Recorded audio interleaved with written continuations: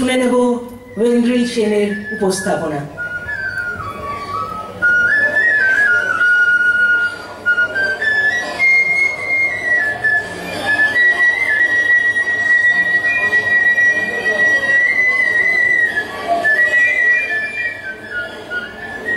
নমস্কার।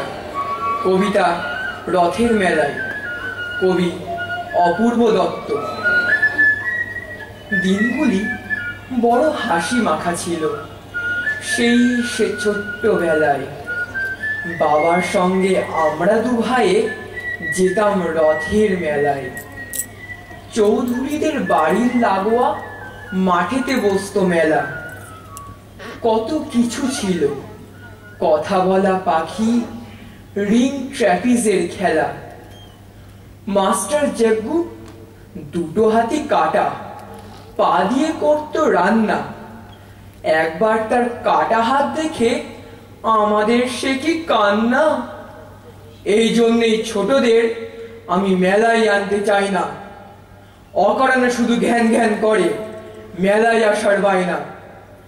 দেখ তো তাকিয়ে, মেলায় এসেছে তোর মতো কেউ কুঁচকে। বাবা বলেছিল রেগে মেগে, আর চোখ মুখ ভুরু কুঁচকে। আমার কি দোষ? দাদাও এসেছে, ওকে বকছো না কেন?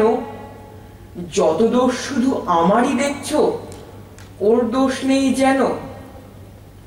দাদা আর তুই, দাদা টুয়ে পড়ে, তুই আগে টুয়ে ওঠ। দাদার মতন রোজ ভোরে মাঠে ৩-৪ পাক ছোট।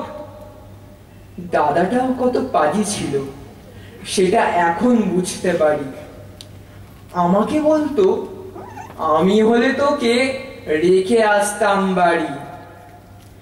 কি কষ্ট যে পেয়েছি সেদিন, চোখ ফেটে জল এসেছে।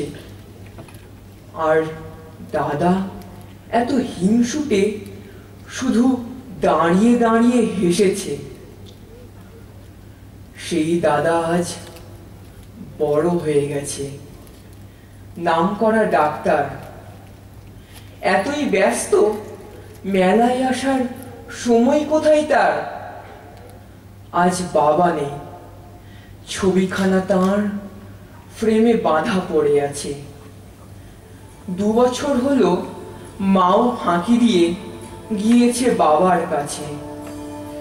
আজও মাঝে মাঝে আষাঢ় শেষের বর্ষা মুখর বেলায় ওই পথে গেলে মনে হয় ছুটে যাই সে রথের মেলায়।